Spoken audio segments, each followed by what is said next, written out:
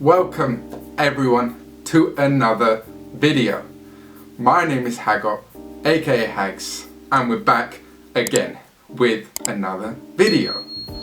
Today's video, if you haven't read the title already, is about if you should buy a property in 2023. The question that everyone has on their mind and the question that everyone wants to know the answer to. And of course, unfortunately, we won't know the answer exactly until we get there. But in today's video, I'll be talking about Rightmove stats and what they're predicting. We'll talk about Zoopla stats as well and what they're predicting, interest rates and where they're going to head, and of course, what my opinion is from all that context and what I think you should do, whether you're an investor or even just a home buyer or home mover. So stay tuned till the end of the video to see that. So let's get straight into it, starting off with Rightmove's 5-year average house price. We can see from the graph in front of me now that from February 2018, the average asking price was around £300,000. And from there, it's steadily had an increase all the way up until now, where it's at around £360,000. What we can see, of course, from this is how steady the property market is. And if we're going to now narrow that down to the past year, seeing the graph again in front of me, we can see that February 2022, we had an average asking price of £355,000. To the peak of August, around that region, 2022, that was £370,000. And then of course now it is £362,000. We can see that it slowly had a steady movement along the year, nothing significant to really point out, but it's something to keep in mind. Rightmove has stated the past 2 months we have seen a change of £14 to the average asking price. Of course, that's not something to really go based off, but it just shows that we are very much steadying the market. I know it's early days, so we're only spotting certain things very slowly, but Rightmove have come out and said they have seen numbers that they definitely didn't expect when it comes to home buyers and home movers. There's been a huge increase considering the circumstances of what is going on with the economy. Now, looking at exactly what Rightmove are predicting this year, decrease in property prices. Looking at the market itself, there are a huge number of properties, should I actually mention almost all of them, have had reductions in prices. But what I have spotted with all this, the reductions doesn't mean they sell for that price. It means we are now gathering much more interest with the reduction of that price to drive more viewers and more people to see the property, meaning that they will almost outbid each other again, like we see last year, to get to that asking price that was previously listed.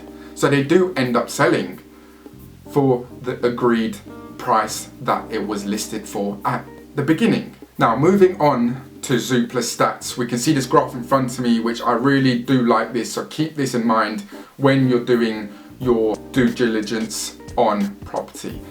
This graph shows the under or over valuated property in the market, and it shows that there is a very steady stage from 2008 to around 2020, which means that the asking prices that agents have been putting out is relatively right to how much people are willing to pay for the property.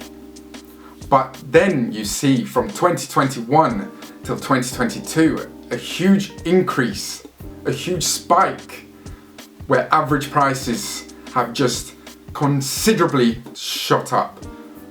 And they have sold. The properties did sell. But now, in the graph, you can see the dotted lines decreasing heavily to the downside. Zoopla are predicting again, similar to Rightmove, another decrease. So we can see now that Rightmove and Zoopla are predicting roughly the same thing, which is good to see.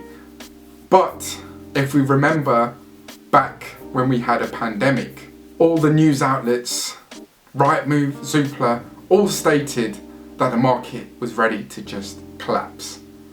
But we didn't see that.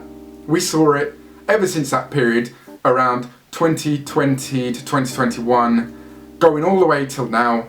We haven't seen the property market stop booming. So when I give you this information, take it with a pinch of salt and realize none of this stats, none of these figures that these huge companies are bringing out may even come true. We see on the news all the scaremonger that they're throwing at us. A lot of people are getting scared. A lot of people are sitting on their hands, waiting, assuming something's going to happen, a huge drop in the market. But in reality, are we going to see that? If we're going to see a run around a 4% decrease, it's not going to change so much considering how the market has completely taken off. Now, going on into the Bank of England and looking at the interest rates, again, we're spotting from 2008, we know that there was a crisis all the way until around 2020. We can see the base rate has stayed around the same of under 2%, the lowest we've ever seen it. But again, we can see now in 2021 onwards, we're spotting a huge increase of 0.5, 0.5, 0.5, and it's just going up and up. And now we have stayed at level of around 4% we are at as we speak. In my honest opinion, I think we will see this drop down to around 3 to 3.5%. That figure around that ballpark makes sense. We have to remember as well, banks also want to make money. They know that affordability is very key because if we're not moving, if we're not buying property, they're not making money. So they need to find the median of where it needs to lie. And I think around 3 to 3.5% is very reasonable. Of course, we have to look at other factors. Cost of living crisis. We could go on all day about this, about everything, how expensive everything is, gas, electricity, and all that sort of stuff. It's gone crazy.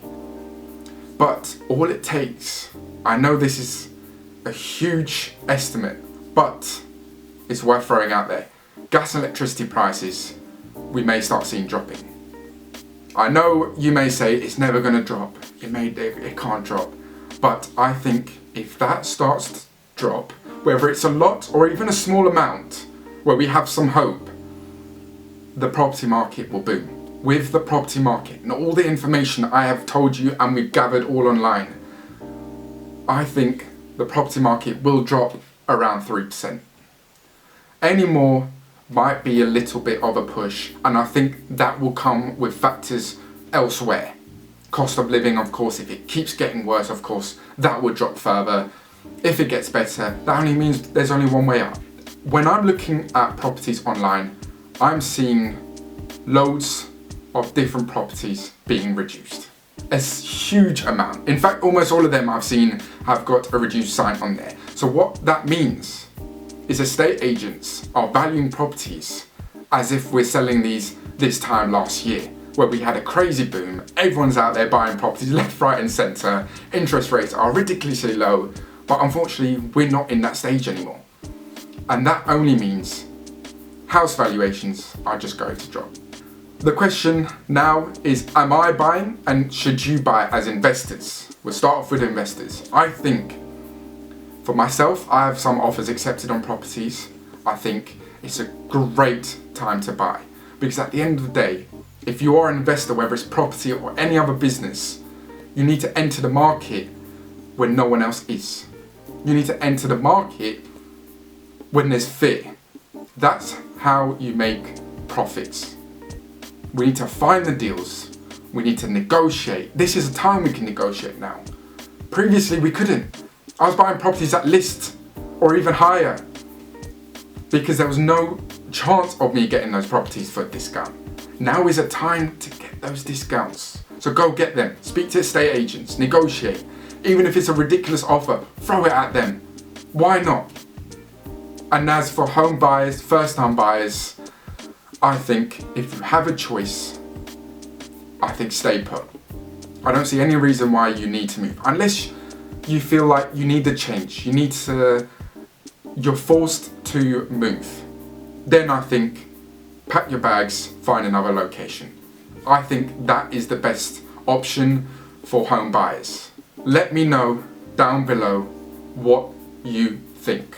Let's have a debate down below. Let me know in the comments below what you think. Of course, these are all opinion based. We can't predict the future, but I want to know exactly what you guys think and what your opinions are. I've given you mine. I'm going to keep buying. I'm not going to stop anytime soon until the bank says otherwise and I have no money left. But until then, I'm not stopping. So let me know down below if you're considering buying more, if you think you're going to sit on your hands. We'll have a good debate down below. But I've been Haggot, aka Hags. Don't forget the name. And I'll catch you in the next video.